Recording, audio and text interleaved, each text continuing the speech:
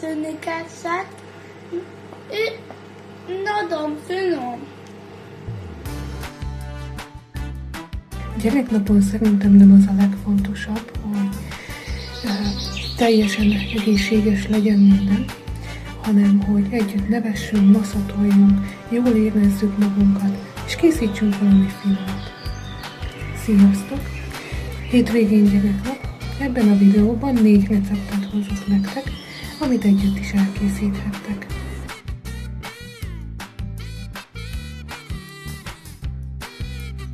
Kezdjük egy puha fahéjas csigával, amitől az egész lakás. Először a tésztát állítjuk össze. A pontos mennyiségeket szokás szerint a leírásban megadom, ott megtaláljátok. Mivel én gluténérzékeny vagyok, ezért gluténmentes lisztet használok. Amit átszitáltam, ugyanúgy a porcukor is át van szitálva, ne legyenek benne csomók. És a porcukor mellett látjátok a sót, a citromhéjat, a fahéjat és a vaníliát. Ezen kívül a tésztába kerül egy tojás, joghurt és a langyos tejben felfuttatott élesztő. És alaposan kidolgozom a tésztát, és félreteszem kelni.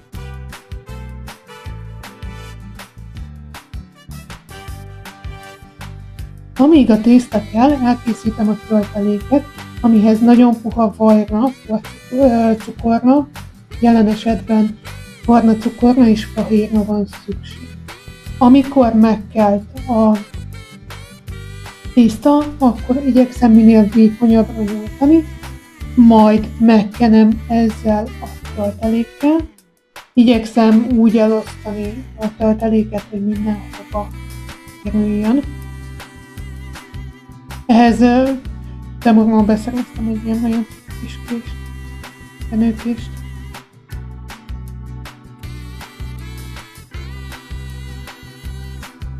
És miután megkentem, feltekerem a tésztát, és mivel amerikai csigát készítek, ezért magasabbak ezek a csigák, 6 részről vágom.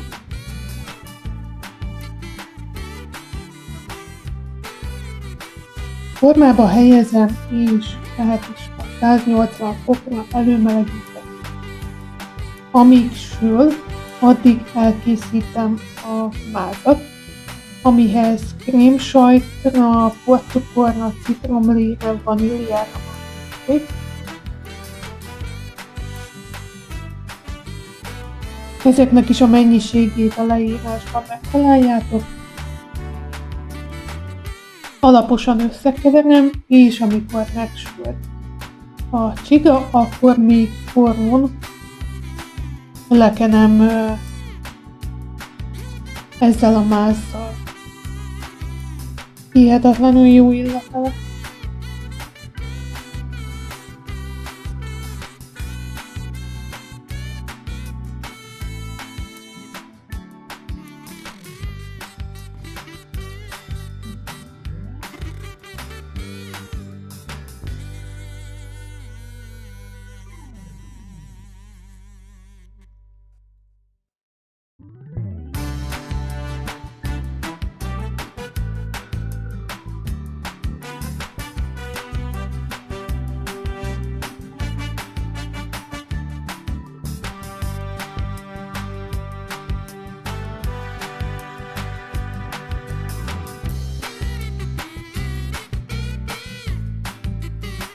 Közös sütés nem csak szórakozás. A gyerekek sütés közben nagyon sokat tanulnak. Fejlődik a finom motorikájuk, gyakorolják a türelmet, megtanulják a sorrendiséget, a számokat, átváltásokat, mértékegységeket, és közben sikerélményük is keletkezik. Ráadásul azok a gyerekek, akik részt vesznek az ételkészítésben, általában szívesebben meg is kóstolják az új dolgokat.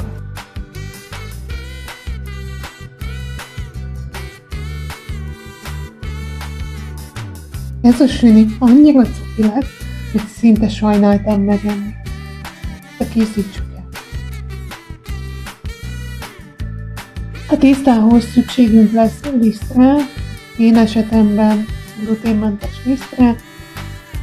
Ehhez tettem pudingport, mert a mennyiségek ott lesznek a leírásban, és egy csipet sót.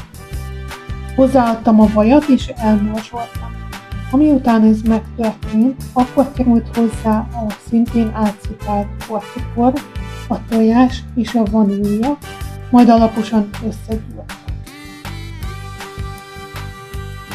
Mérleg segítségével körülbelül 40 g-os, 4 dekás süniket formáztam, és előmelegített sütőben megsütöttem ezeket a süniket. Figyelni kell arra, hogy ne égjenek, ne legyenek nagyon sötétek a kis sündisznók.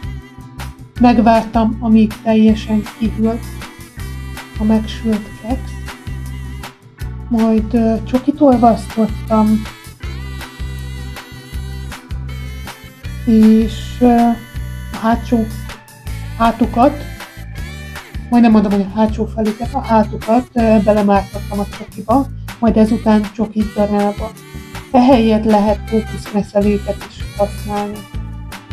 Majd a megmaradt olvadt csoki habzsákba tettem, és megrajzoltam a szemüket és az orrokat. Balinak ez is nagyon tetszik.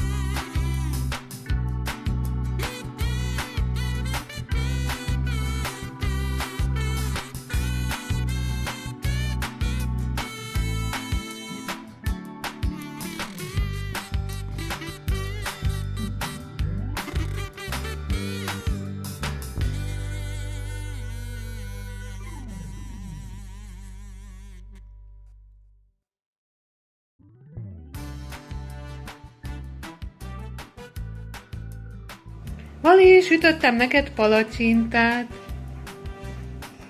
Anna, te se lesz.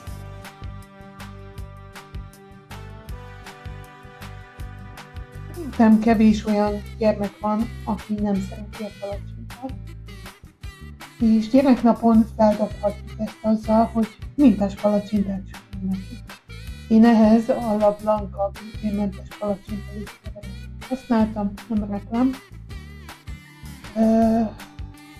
Nagyon jó, lassú felszívódású lisztekből lett összeállítva ez a lisztkeverék. Azok nem tudják fogyasztani, akik a zabra is érzékenyek. És nagyon egyszerű elkészíteni a bekavart palacsinta tésztából, még mielőtt föl van tészta. Vettem ki, és kakaóporral kevertem el. Volt egy rész, amiben nagyon kevés kakaó volt, világos barna szín legyen, egy másik részben pedig több kakaóport tettem, hogy sötét barna. Aki szeretne, tud használni ételfestéket is, én ezt nem akartam, és nagyon egyszerűen meg lehet mintázni ezeket a palacsintákat, és föl lehet dobni a reggeleket vele.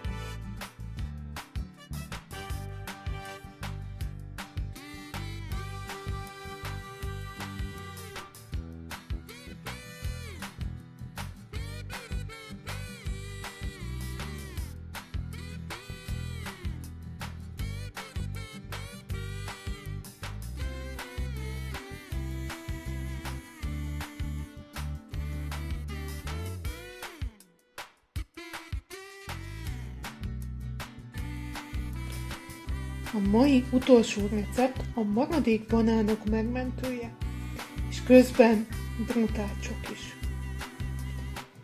Ehhez én 2 banánt összetörtem villával, majd egy tojással turmixoltam, és az átcitált kakaópor és sütőpor is belekerült. Kicsi formákba tettem, ezek a szilikonformák körülbelül 10 cm átmérőjűek, és ebből 3-ba tettem a masszát, és 180 fokon 20 percig sütöttem. Lehet még ezt is fokozni egy kis süthető csoki cseppel, vagy színes szórócukorral. Én tejszínnel díszítettem, és szerintem ez is egy nagyon jó ötlet gyereknapra.